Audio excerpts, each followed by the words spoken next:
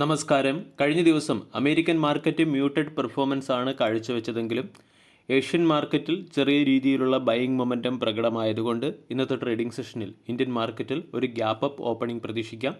Nifty 24,200-നടുത്തുള്ള gap up opening സൂചനകളാണ് നൽകുന്നത്.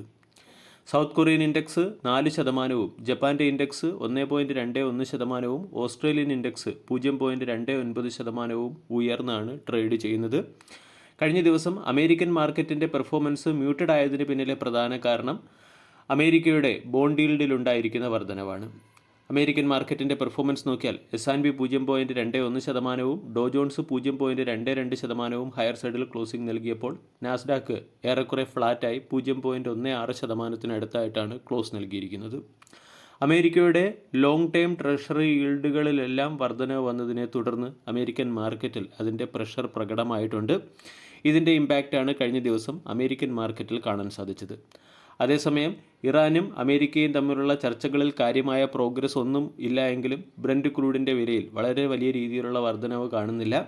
അമേരിക്കൻ പ്രസിഡന്റ് ഡൊണാൾഡ് ട്രംപ് ഇറാനെതിരെ എക്കണോമിക് ഓപ്പറേഷനായ ക്രഷിംഗ് ആരംഭിച്ചിട്ട് കൂടിയും ബ്രന്റ് ക്രൂഡിൻ്റെ വിലയിൽ മാറ്റമില്ലാതെ തുടരുന്നു. ബ്രന്റ് ക്രൂഡിൻ്റെ വില $92 പെർ ബാരൽ എന്ന ലെവലിനടുത്തും WTI ക്രൂഡിൻ്റെ വില $86 പെർ ബാരൽ എന്ന ലെവലിനടുത്തുമായിട്ടാണ് തുടരുന്നത്. ബ്രന്റ് ക്രൂഡിൻ്റെ വിലയിൽ വന്നിരിക്കുന്ന സ്ഥിരത തന്നെയാണ് ഇന്ന് ഏഷ്യൻ മാർക്കറ്റിനെ ഹയർ സൈഡിലേക്ക് നീങ്ങാൻ പ്രേരിപ്പിക്കുന്നത്. അതിൻ്റെ പ്രൊപ്പോഷണലായിട്ടുള്ള ഒരു മൂവ്മെൻറ്റ് ഇന്ത്യൻ മാർക്കറ്റിൽ പ്രതീക്ഷിക്കുകയും ചെയ്യാം. കഴിഞ്ഞ ദിവസത്തെ ഇന്ത്യൻ മാർക്കറ്റിൻ്റെ പെർഫോമൻസ് നോക്കുകയാണെങ്കിൽ തുടർച്ചയായ 7ാമത്തെ ട്രേഡിംഗ് സെഷനിലും ഇൻഡെക്സ് 0.32% ഇടിഞ്ഞ് 24,078 എന്ന സപ്പോർട്ടിന് അടുത്തായിട്ടാണ് ക്ലോസിംഗ് നൽകിയത്. 24,050, 24,000 തുടങ്ങിയ റേഞ്ചുകളാണ് നിഫ്റ്റിയുടെ പ്രധാന സപ്പോർട്ടായി പ്രവർത്തിക്കുകയും ചെയ്യുക. ഇനി ഇന്നത്തെ ട്രേഡിംഗ് സെഷനിൽ സ്റ്റോക്ക് സ്പെസിഫിക് ആക്ഷൻ വരാൻ സാധ്യതയുള്ള ചില പ്രധാനപ്പെട്ട സ്റ്റോക്കുകളെ കൂടി പരിചയപ്പെടാം. QIP വഴി 1,500 കോടി രൂപയുടെ ഫണ്ട് റൈസ് ചെയ്യാൻ തീരുമാനിച്ചതിൻ്റെ പശ്ചാത്തലത്തിൽ ആദ്യത്തെ ഇൻഫോടെക് എന്ന സ്റ്റോക്ക് ഇന്ന് മാർക്കറ്റിൻ്റെ ശ്രദ്ധ ആകർഷിക്കാൻ സാധ്യതയുണ്ട്. രണ്ടാമത്തേത് ഹിന്ദുസ്ഥാൻ ഓയിൽ എക്സ്പ്ലോറേഷൻ ലിമിറ്റഡ് 3,400 കോടി രൂപയുടെ ഇൻവെസ്റ്റ്മെൻറ്റ് നടത്തി 4 അഡീഷണൽ ഓയിൽ വെല്ലുകളുടെ എക്സ്പ്ലോറേഷൻ കൂടി ഹിന്ദുസ്ഥാൻ ഓയിൽ എക്സ്പ്ലോറേഷൻ ലിമിറ്റഡ് നടത്താൻ തീരുമാനിച്ചിട്ടുണ്ട്. ഇതിൻ്റെ പശ്ചാത്തലത്തിൽ ഹിന്ദുസ്ഥാൻ ഓയിൽ എക്സ്പ്ലോറേഷൻ ലിമിറ്റഡ് എന്ന സ്റ്റോക്ക് മാർക്കറ്റിൻ്റെ ശ്രദ്ധ ആകർഷിക്കാനുള്ള സാധ്യത കൂടുതലാണ്. Nitin spinner CGE2 hybrid energy private ലിമിറ്റഡിൻ്റെ 7.36% സ്റ്റേക്കുകൾ 2.57 കോടി രൂപയ്ക്ക് അക്വയർ ചെയ്തിട്ടുണ്ട്. അതുകൊണ്ട് നിതിൻ സ്പിന്നർ എന്ന സ്റ്റോക്കിനെയും ഇന്നത്തെ ട്രേഡിംഗ് സെഷനിൽ ഫോക്കസ് ചെയ്യാം.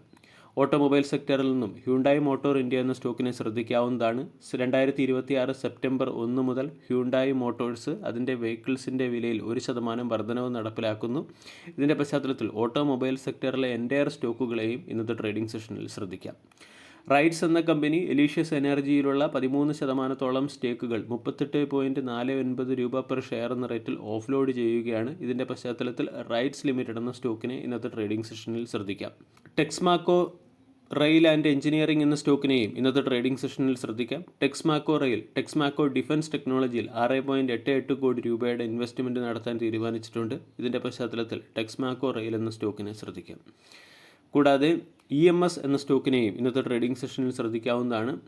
കോട്ടയിലെ വാട്ടർ ഇൻഫ്രാസ്ട്രക്ചർ പ്രോജക്ട്സിൻ്റെ ലോവസ്റ്റ് ബിഡറായി EMS എന്ന കമ്പനി മാറിയിട്ടുണ്ട്. 190 കോടി രൂപയ്ക്കാണ് രാജസ്ഥാൻ അമൃത് വാട്ടർ സ്കീമിൻ്റെ water distribution network project company നേടിയെടുത്തിരിക്കുന്നത്. ഇതിൻ്റെ പശ്ചാത്തലത്തിൽ EMS എന്ന സ്റ്റോക്കിനെ ഇന്നത്തെ ട്രേഡിംഗ് സെഷനിൽ ശ്രദ്ധിക്കാവുന്നതാണ്.